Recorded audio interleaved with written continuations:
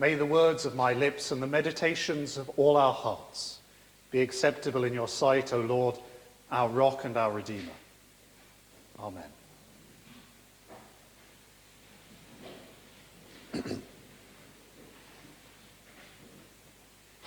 This is the story of a mysterious, terrifying, ghost-like figure who kept appearing in order to puzzle and confuse, to startle and to terrify a group of young friends. And coming together one dark night, and again being confronted by this apparent spirit, they discover that he's not the supernatural one at all. Unmasked as a real, ordinary, flesh and bone human being, he utters words that are so resonant throughout the whole of Western culture, even today, that we could probably all shout them together were it not for COVID-19 restrictions. He utters those words that are, and I would have got away with it too, but for you pesky kids. That's Scooby-Doo. In Luke's story, there is a similar unmasking and a similar revelation of reality. And if you'll forgive me, I'll go back a little bit before our gospel reading this morning to remind you of the road to Emmaus and how some of Jesus' friends walking those 7 miles from Jerusalem find themselves confronted with a figure who seems not to know anything about the events that have just occurred in Jerusalem. There's a great ironic back and forth of explanation as they tell him of the death of Jesus and as he tells them of the meaning of the death of Jesus.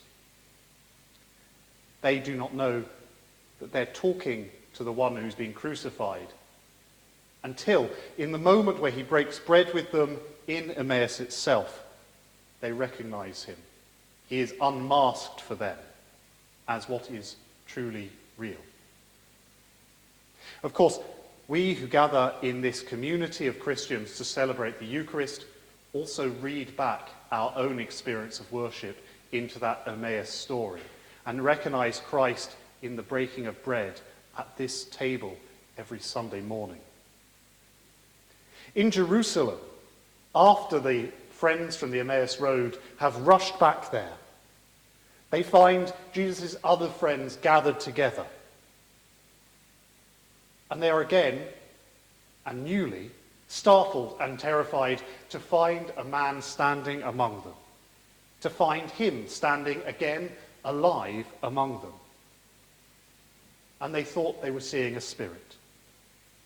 Not just a ghostly version of someone who had died, perhaps, but someone or something that was not fully, not really, not physically present with them.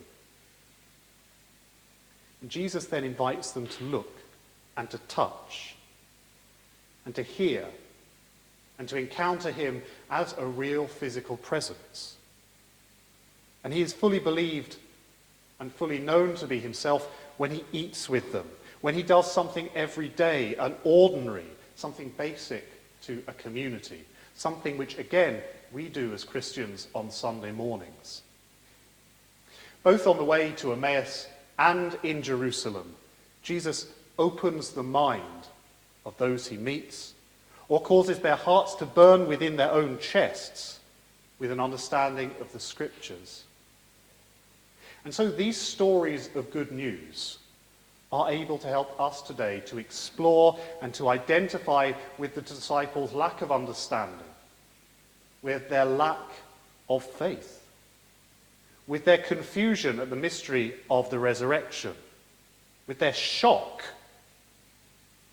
Because all these stories come out of trauma and grief and guilt and fear and the knowledge that the Jesus they loved had been crucified and the cause in which they believed had been defeated. And the assurance that the Jesus they loved could be really physically with them again, forming community with them again, a human being with them again and physically there, well, it has an initial obvious doubt and disbelief. And that's something which, while it's easy to imply the disciples were somehow being dense in not understanding who Christ was, I believe that's something we can all actually empathize with. His friends, and then the very earliest church, came to believe, however, through their encounter with Christ, that he had been physically brought from death to new life in the flesh. That story, that emotional journey which we travel with them, helps us to identify this messianic resurrection with the law of Moses and the prophets and the Psalms, those things which Jesus explained to his own friends in the resurrection, with the Hebrew scriptures that are still part of the body of the church's faith. In just the same way that Christianity has sometimes been tempted to divide up human identity into that of the body and that of the spirit. Sometimes the church has divided up the Hebrew scriptures and the New Testament.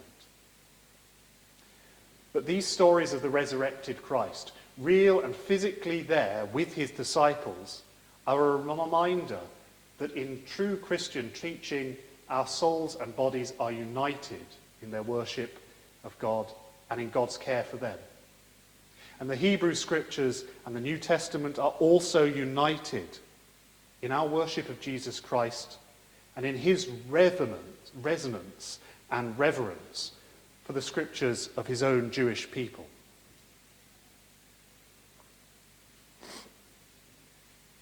Perhaps most importantly, the stories of the resurrected Jesus that we encounter at the end of all four Gospels, and some of which we heard last week, help us to explore our own narratives about how the ways we are living now and will live in the future help us to encounter Jesus in a way that's transformative and resurrecting, really and truly, for us all.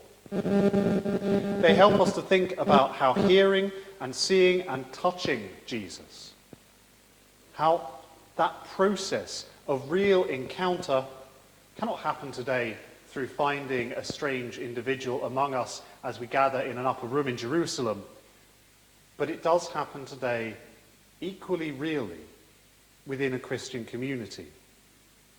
And to be within a Christian community helps us to unmask to one another the real humans that we are becoming through our witness to the humanity, the real, physical, resurrected humanity that Jesus already is.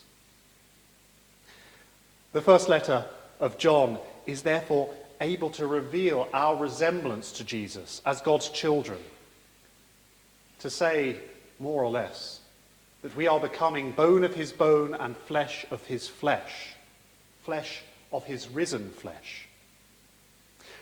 And it reinforces the gospel of St. Luke's proclamation of Jesus to all nations, to the whole of the real physical world, in all our real physical dealings with one another. For that is where Christian love directs what spiritual gifts may be found among us, and how they may be used by us for the good of others. The real physical world is where we are called to be Christ-like. It's where we are sent to be witnesses to what the resurrected Christ is, to reveal his resurrection by showing that we can be like him.